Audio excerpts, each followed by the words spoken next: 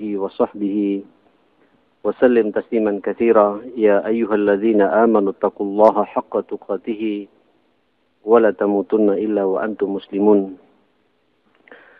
اللهم إن هذا إقبال ليلك وإدبار نهارك وأصوات دعاتك فاغفر لنا جميعا يا رب العالمين اللهم إنا نسألك فهم النبيين وحفظ المرسلين وإلهام الملائكة المقربين اللهم إنا نعوذ بك من أن نشرك بك شيئا نعلمه ونستغفرك لما لا نعلمه اللهم إنا نسألك الإخلاص والصدق في القول والعمل بسم الله توكلت على الله ولا حول ولا قوة إلا بالله Al-Zulmu. Tema kita malam ini masuk pada tema baru, zulum. Apa zulum ini? Kezaliman. Ya. Apa zalim itu?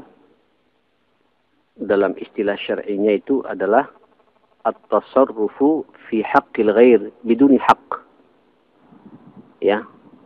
Mengambil dengan leluasa hak orang lain padahal bukan haknya. Ya. Itu zalim. Ngambil tanahnya orang. Bertetangga, Pak ya, tiba-tiba pagar kita digeser. Kalau ngambil tanahnya pemerintah, zalim nggak sama pemerintah tuh, Pak? Zalim juga. Ya. Jalan umum, tiba-tiba karena pingin pagar kita agak lebar, akhirnya haknya orang umum itu, hak pemerintah diambil. Zalim juga itu. Ya, ini zalim kepada Allah, zalim pada manusia juga. Ya, ini bab-bab yang sering kita dapati di lapangan. Ya, ikut arisan, dapat duluan, kemudian tengah jalan lari dia tidak mau bayar lagi. Zalim tidak itu? Halo? Zalim Pak Mas Duki ya? Zalim. Iya. Kalau Pak Mas Duki nggak ngasih air sama saya, ini zalim juga ini Pak. Karena ini hak saya. Kemudian nggak diberi, takut dia berbuat zalim. Alhamdulillah. Nah, jamaah sekalian, zulum, kezaliman, au mujawazatul had, melampaui batas. Baik melampaui batas kepada Allah, sampean diperintah oleh Allah untuk salat 5 waktu. Ada zuhur, ada asar, ada maghrib, ada isya, ada subuh. Sampean kemudian tidak melaksanakan subuh. Zalim nggak sama Allah?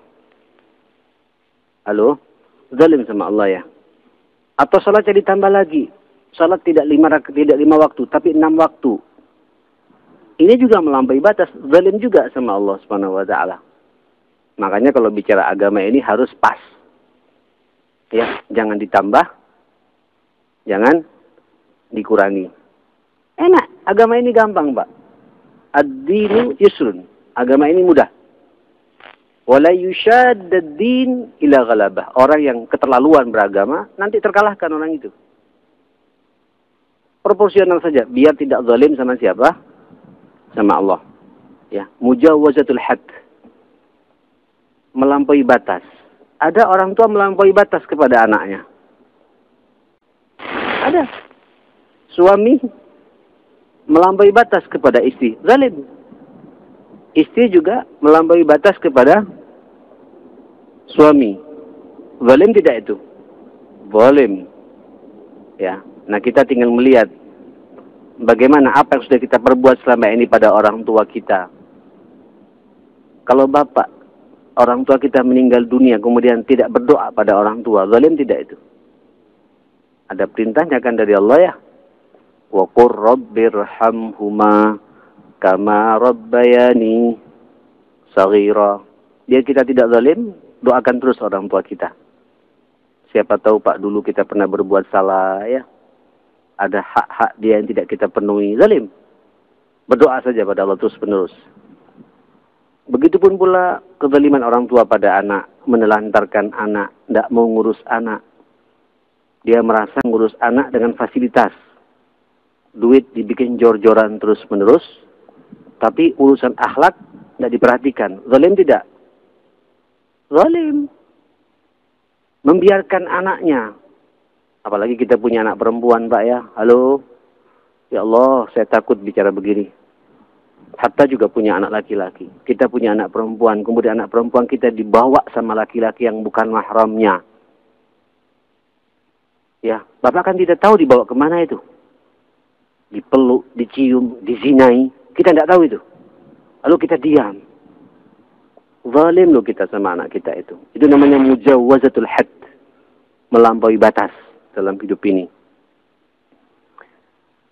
Atau tidak ala nafas. Atau kita tidak ala nafas. Menelantarkan diri kita sendiri. Waktunya tidur, antum tidak tidur. Zalim tidak? Pada diri sendiri jemaah sekalian. Zalim. Lapar tapi tidak mau makan. Zalim. Ya. Badan ini punya hak untuk diperhatikan pula. Jangan sampai kita menzalimi diri kita sendiri. Ya. Saya sering membahas masalah ini. Kisah antara Salman Al-Farisi ya dengan Abu Darda yang sering saya kasih ilustrasi di momen-momen seperti ini. Kezaliman pada diri sendiri gitu. Atau zalim terhadap apa yang dia punya. Sampean punya rumah nggak dirawat. Zalim lupa sama rumahnya itu. Rumah itu dirawat, dibersihkan. Sebab kalau rumah nggak dibersihkan, nggak dihuni, yang menghuni siapa itu? Naam, jin atau setan? Jin atau setan? Makanya jangan bangga Pak, sampean punya banyak rumah tapi nggak ada yang menghuni itu. Mubazir. Paling tidak segera sewakan sama orang. Biar dimanfaatkan oleh orang lain. Dan uangnya bisa kita manfaatkan. Ngalir terus. Hidup ini harus ngalir, harakah. Bergerak terus jamaah sekalian. Ya. Rumah dirawat. Bapak punya mobil, hujan begini nggak dicuci. Zalim nggak sama mobil kita itu? Zalim Pak. Punya motor. Ya, ini banyak motor saya perhatikan, banyak anak muda itu parkir di situ. Dibiarkan Pak. Remnya pun juga kalau nggak diinjak kuat itu nggak pakem gitu. Apa sih beratnya dibawa ke tukang servis ya? Allah paling 15-20 ribu selesai itu untuk membersihkan kampas remnya segala macam. Kenapa kita tidak memperhatikan bab-bab seperti itu? Ini kezaliman terhadap apa yang kita miliki jamaah sekalian. Subhanallah. Sangat indah agama kita itu. Termasuk juga zalim kepada binatang. Ya. Zalim kepada kucing yang kita punya di rumah. Ya. Zalim kepada siapapun pula. Makhluk dzu kabid yang punya. Hati kata Nabi. Setiap makhluk yang punya hepar. Yang punya hati. Itu haram bagi kita untuk menyakitinya. Tidak boleh kita menzalimi mereka itu. Ada orang Pak bisa masuk neraka karena masalah kucing. Walaupun ibadahnya luar biasa. Kenapa zalim sama kucing? Ya. Dan begitu seterusnya. Saudara-saudara sekalian. Laqad harramallahu adh-dhulma ala nafsihi wa harramahu ala nasi aidha. Allah mengharamkan kezaliman itu pada dirinya. Dan Allah itu Pak tidak pernah zalim pada kita ini. Kepada dirinya pun juga tidak mengharamkan pada dirinya. Kalimat zalim itu tidak melekat sama Allah. Makanya dalam Al-Quran dikatakan wa ma rabbuka bidzalamil lil abid. Sekali-kali Tuhanmu itu tidak pernah menzalimi hambanya. Lupa Allah itu Maha Ghafur ya. Maha Rahman, Maha Tawwab. Coba Pak. Sampean ini setiap hari bermaksiat sama Allah. Iya apa tidak? Hah? Maksiat mata paling tidak ya. Paling banyak maksiat mata Pak ya. Melihat apa yang diharamkan Allah. Nikmat memang itu. Selaras dengan hawa nafsu kita. Kalau Allah mengatakan, kamu maksiat. Langsung Pak sama Allah dicolak Pak. Dicolak enggak kita sama Allah? Dibiarkan Pak. Subhanallah. Ya. Sampean berkata bohong. Coba kalau sama Allah dikasih sariawan 1 saja Pak. Bohong lagi, sariawan 2 gitu. Gunjing orang, kasih sariawan yang ketiga itu. Sampean gunjing orang, berbohong, semakin bersih mulut kita, Pak. Subhanallah. Dibiarkan. Kenapa? Allah masih menunggu barangkali hambaku ini sekali waktu masih ingat kepadaku. Mau taubat kepadaku. Mau istighfar kepadaku. Diampuni oleh Allah. Zalim nggak Allah sama kita, Pak? Nggak zalim. Yang zalim siapa? Zalumun kafar. Sudah zalim, kafir lagi manusia ini. Kita, Pak, zalim. Zalim sama Allah. Allah kasih mata, bisa melihat. Kok bisa-bisanya kita bermaksiat kepada Allah Subhanahu wa ta'ala? Allah ngasih lidah kita untuk bergerak, berbicara, bisa mengucapkan kalimat ra, sod, shin, sod, wa, bisa dengan lancar. Tapi kok bisa-bisanya Pak kita digerakkan untuk berbicara yang berbau maksiat dan kotor, jorok, gunjing orang, fitnah dan lain sebagainya, mengadu domba. Zalim kita kepada lidah kita ini, ma'asyar muslimin. Allah mengharamkan kezaliman itu kepada dirinya. Wa ja'alahu wa harramahu 'alan nasi aidan. Allah juga mengharamkan kepada manusia tentang kezaliman ini. Faqala subhanahu wa ta'ala fi ma rawahu Rasulullah sallallahu alaihi wasallam fil hadits al-qudsi.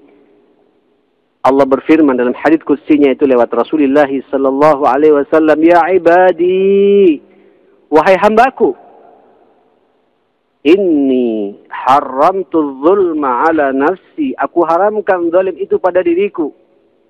Wa ja'altuhu bainakum muharrama. Aku jadikan yang namanya zalim ini haram di antara kalian. Fala tadzalamu. Janganlah kalian saling zalim menzalimi satu sama lain.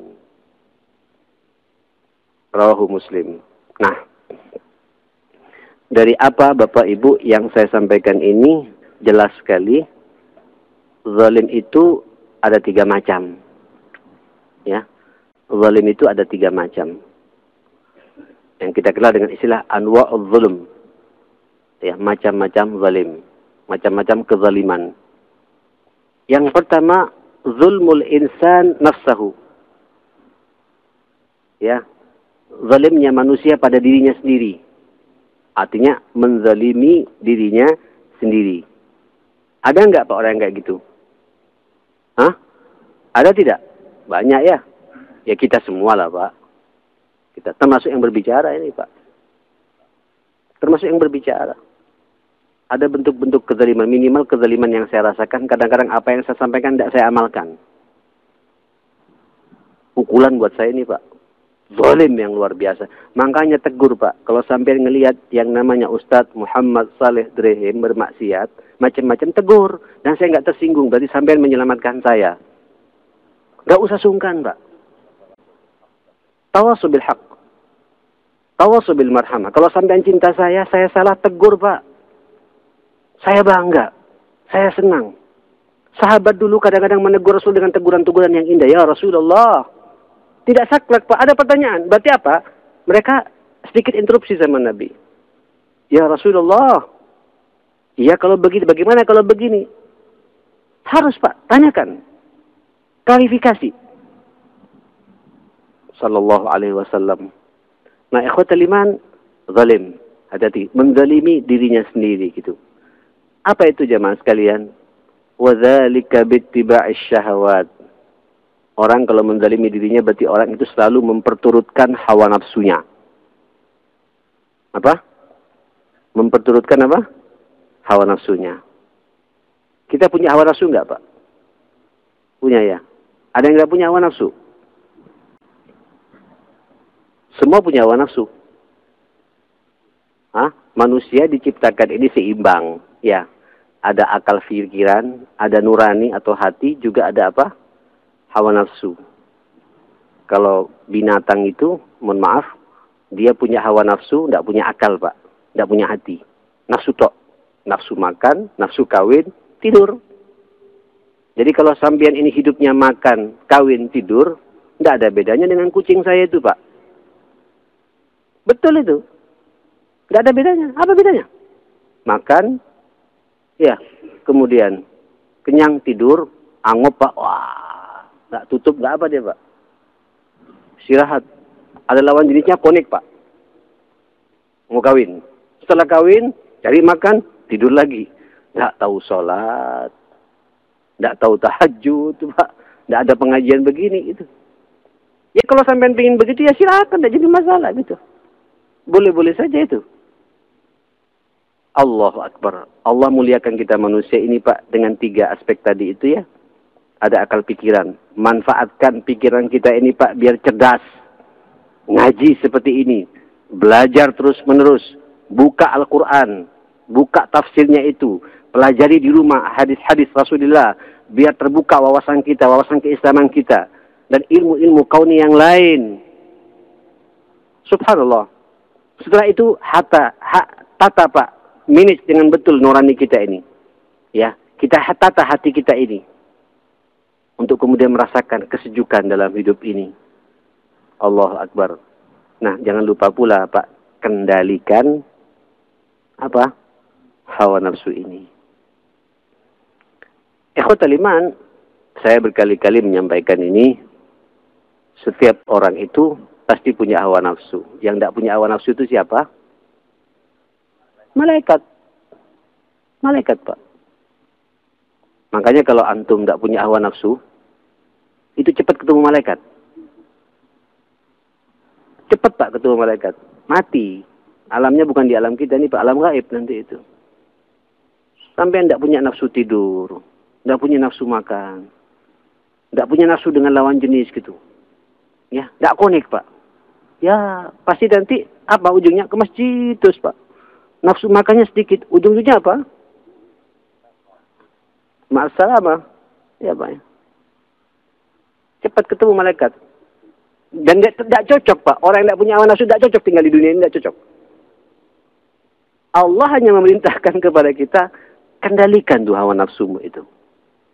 Bagaimana nafsu ini kita kendalikan di jalan ke jalan yang diridhoi oleh Allah Subhanahu. Itu saja yang diminta oleh Allah Subhanahu wa taala. Allahu Akbar. Makanya kalau sampean lapar, nafsunya apa? Pingin makan ya, pingin minum. Cuma begitu makan minum, kendalikan makannya itu, Pak. Jangan berlebihan. Harus tahu halal haramnya, ya. Kemudian harus tahu pula porsinya. Ini cocok nggak untuk saya?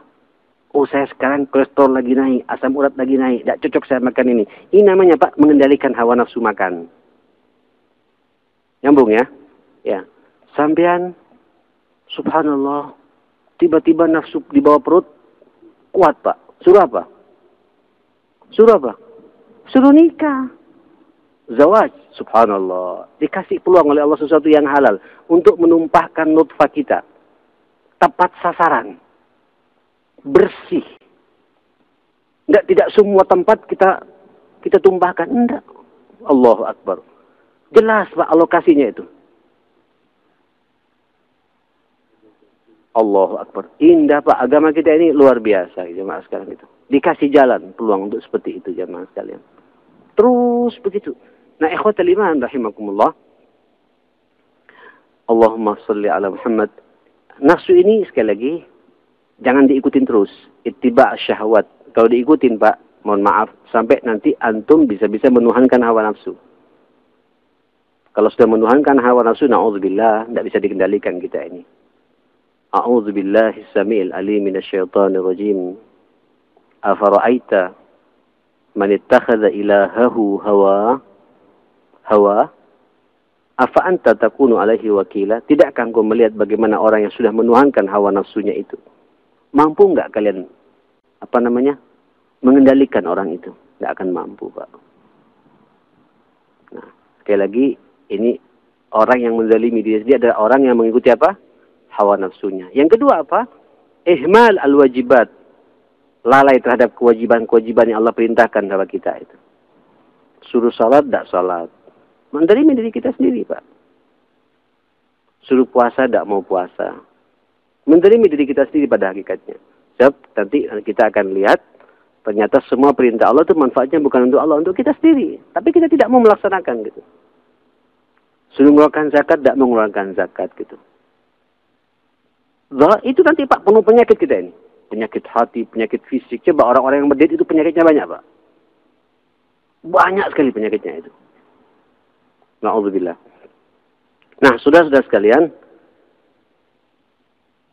Kemudian yang ketiga terkait dengan menzalimi diri sendiri adalah talwis nafsahu bi athar anwa'i dzunub wal jara'im wasayyi'at. Melibatkan dirinya, mengotori dirinya terhadap berbagai macam dosa, pelanggaran-pelanggaran agama gitu.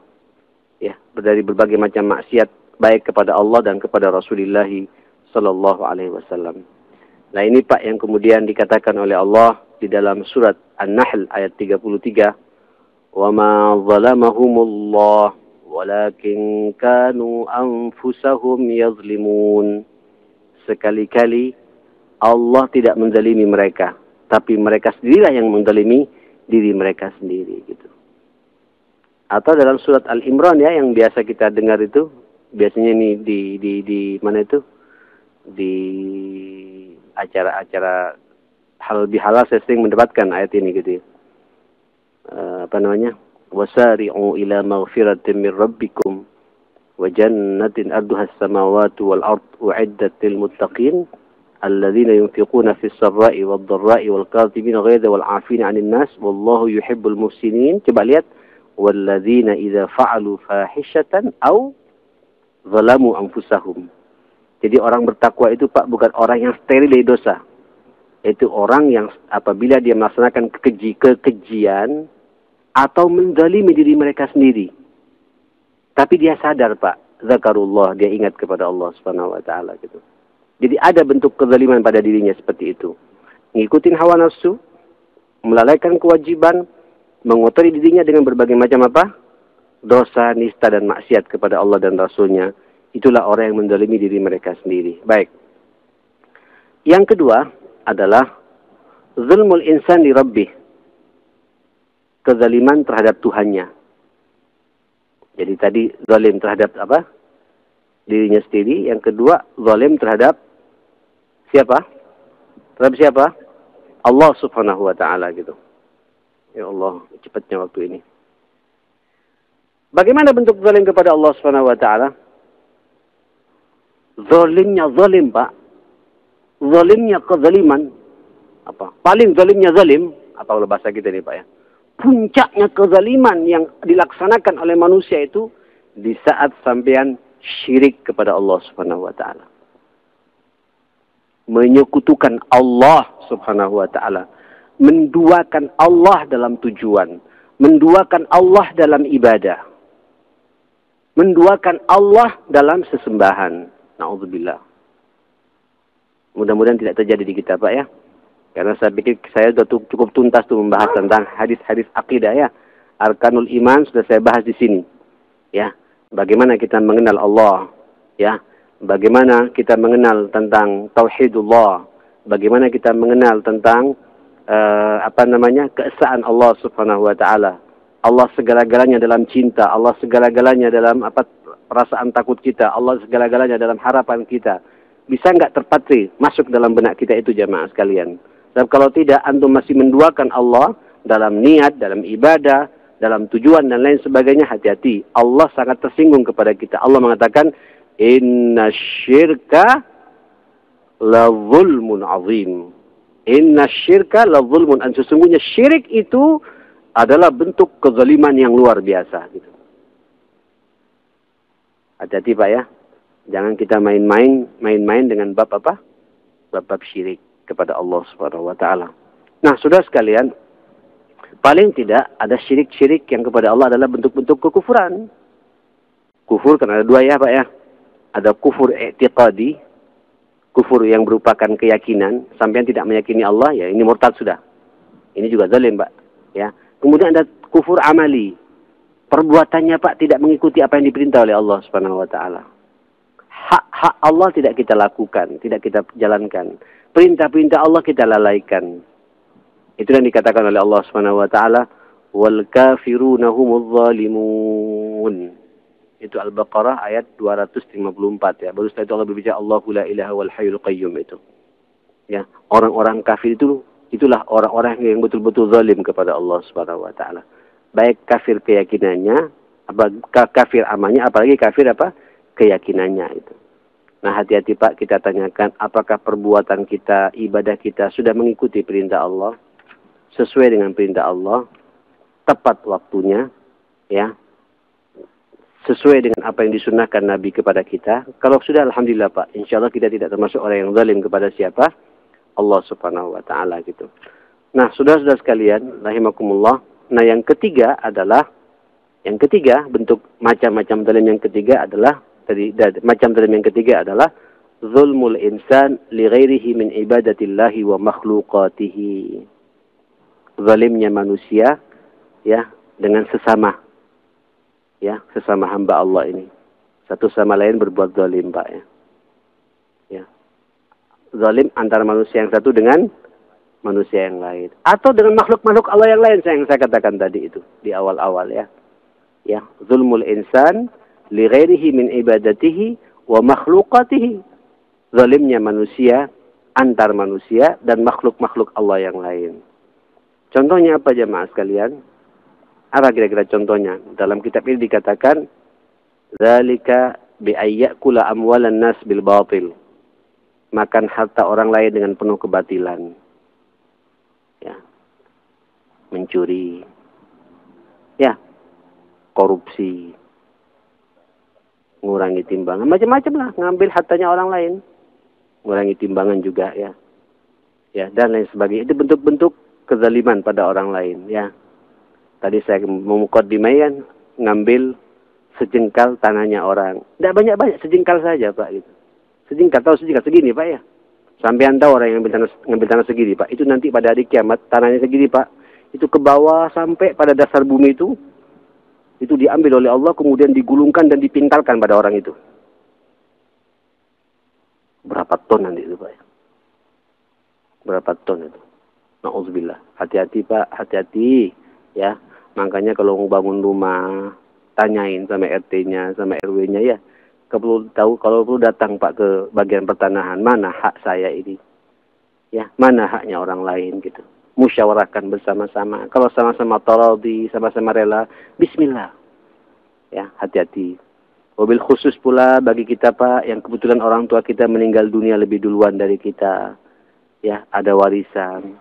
Harus sama, ya, ikutin perintah Allah.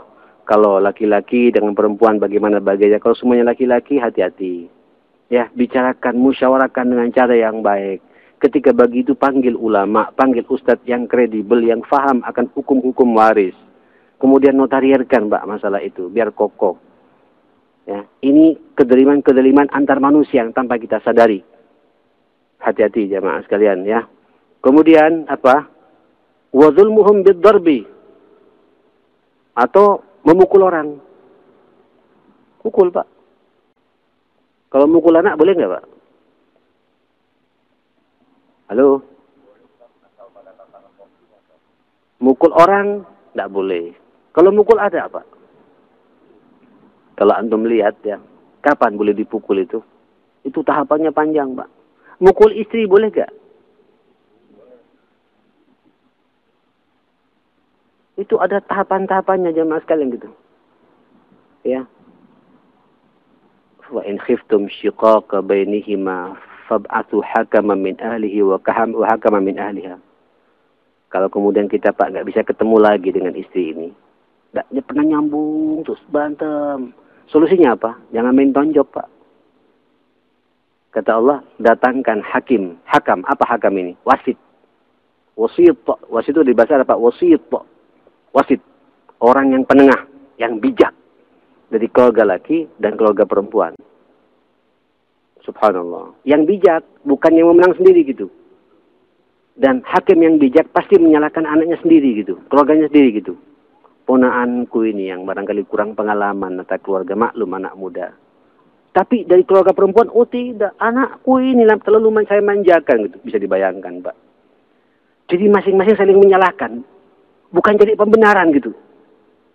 Ini namanya hakaman min ahlihi. Wa hakaman min ahliha gitu. Allahu Akbar gitu. Pertama begitu, Pak. Ya.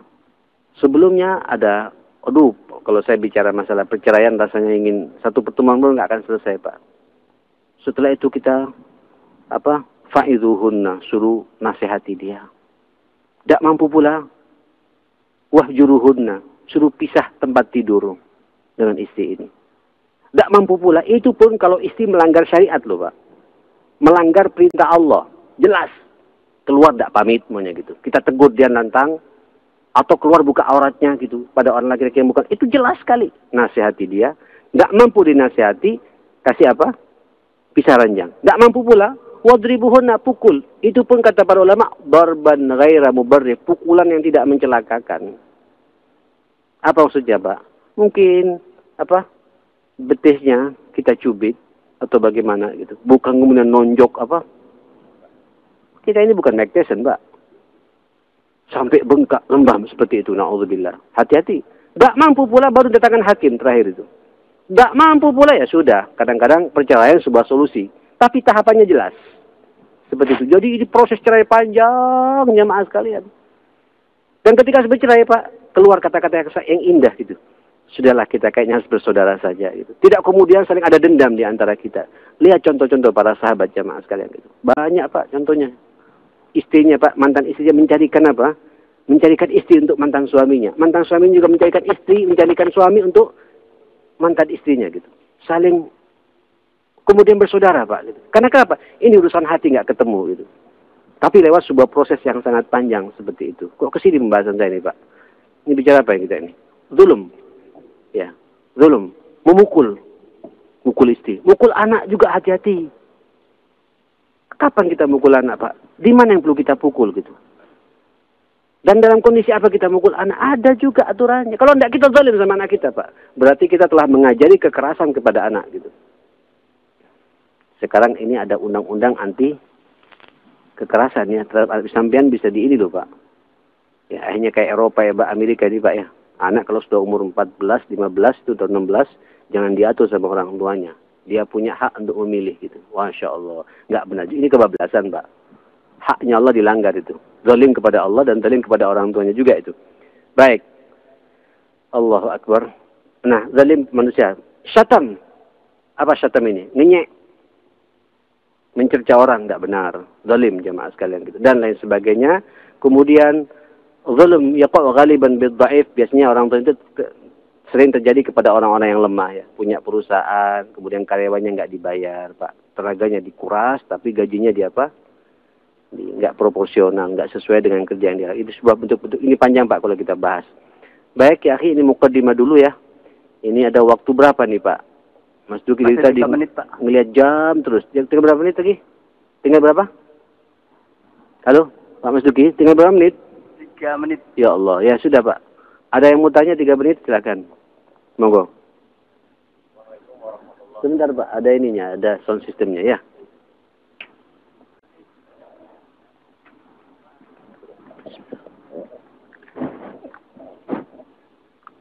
Assalamualaikum warahmatullahi wabarakatuh. Assalamualaikum. Pertanyaan yang minggu kemarin, Ustaz, masalah tamu. Loh, belum selesai tamu. Enggak, ya. Ini saya perlu Monggo. tanya. Yang pertama, kami pada suatu saat ketemuan saudara atau Famili. kita sudah menjamu, tapi tamu tersebut pulang dengan mengatakan, Mas, aku nyelih duit tambahan sangu. Yang pertama. Yang kedua, masalah dolim. Kita pada waktu sholat duhur berjamaah sama keluarga di rumah. Di meja makan sudah siap untuk kita santap setelah sholat duhur. Sudah ditutupi. Pertanyaan saya, bagaimana kalau makanan yang akan kita makan sekeluarga dihabiskan sama kucing? Loh, itu pernah Ustaz itu? Pernah? Iya. Apakah kucing itu dipukuli atau dibiarkan saja? Astagfirullahaladzim. Iya, iya, Pak. Terima kasih. Assalamualaikum warahmatullahi wabarakatuh. Sampean sabar ya.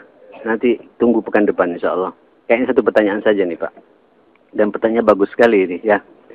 Tamu sudah kita rawat di rumah, kita servis dia, family atau saudara gitu. Tiba-tiba mau pulang, berarti dia kan berarti tidak punya uang Pak ya. Allah membuka Pak, membuka kepada sampean peluang beramal saleh sebenarnya itu. Sampai tidak capek-capek untuk mengalokasikan infak kita. Ada di depan kita, saudara kita, famili kita. Kenapa kita tidak beri gitu? Merem, Pak. Ini latihan keikhlasan buat kita itu. Ya Allah, sudah aku jamu 3 hari di sini, makan luar biasa, gratis, segala macam. Pulang, minta sangu lagi. Walillahilham, ini ladang amal saleh yang luar biasa. Senyum saja, Pak. Labbaik, Allahumma labbaik, sudah ini, Pak. Berikan, ini kesempatan sampean ini. Untuk kemudian, daripada kemudian tidak dapat sasaran, sudah jelas sasarannya. Pada orang yang paling dekat. Al-akrab, fal-akrab, kata Nabi, ada hadisnya. Alokasi infak yang paling baik itu kepada keluarga dekat. Sampai masuk pada keluarga dekat dalam masalah ini. Berbahagialah Pak diberi peluang amal saleh seperti itu gitu. Nah, makanya Pak, kemudian pertanyaan yang kedua terkait dengan kucing. Zalim nggak sama kucing ketika kita pukul gitu. Ada empal, Pak. Ada ada kemudian ayam goreng. Masya Allah lengkap jemaah sekalian. Makanya Pak, kalau sudah makanan itu disiapkan, kemudian ada panggilan azan, daripada sampean ragu-ragu, makan dulu. Tidak jadi masalah itu. Suruh makan, sunnahnya makan dulu. Nah, ini masalah. Ya betul tidak biasa, tapi sampean tidak biasa dimakan sama kucing juga itu. Makan dulu Pak. Jadi tenang nanti. Allahu Akbar, makan kata sampean. Sampean bilang sama kucing, silakan makan tuh, ada sisa-sisanya gitu. Daripada kemudian sampean kepikiran, makan dulu. Selesaikan makan, kemudian bekas-bekas tulang-tulangnya berikan sama kucing jamaah sekarang gitu. Nyambung Pak ya, seperti itu. Dan kalau dipukul tidak boleh. Kucing Pak, kalau dia tahu ini haram, dia nggak akan ngambil Pak. Dia tak tahu kalau itu diharamkan oleh Allah Subhanahu Wa Taala gitu. Maka kita harus memahami dalam bab ini gitu. Loh kalau kita menganggap kucing sama dengan kita masalahnya Pak gitu. Udah ada aturan masuk tanpa pamit, mencuri lagi. Bukan mencuri, memang dia nggak merasa mencuri, ini hak saya gitu. Karena dia nggak punya akal pikiran Pak. Taunya depan dia ini ada empal, ya udah rezeki saya. Bismillah kata kucing itu Pak. Allah. Lah ya itu bahasa saya saja Pak. Supaya kita sadar kita memuamalah dengan kucing, pakailah bahasa kucing seperti itu. Insyaallah ya. Subhanakallahumma bihamdik, asyhadu an la ilaha illa anta, astaghfiruka wa atubu ilaik. Wassallallahu ala Muhammadin wa alihi wa sahbihi wasallam. Assalamualaikum warahmatullahi wabarakatuh.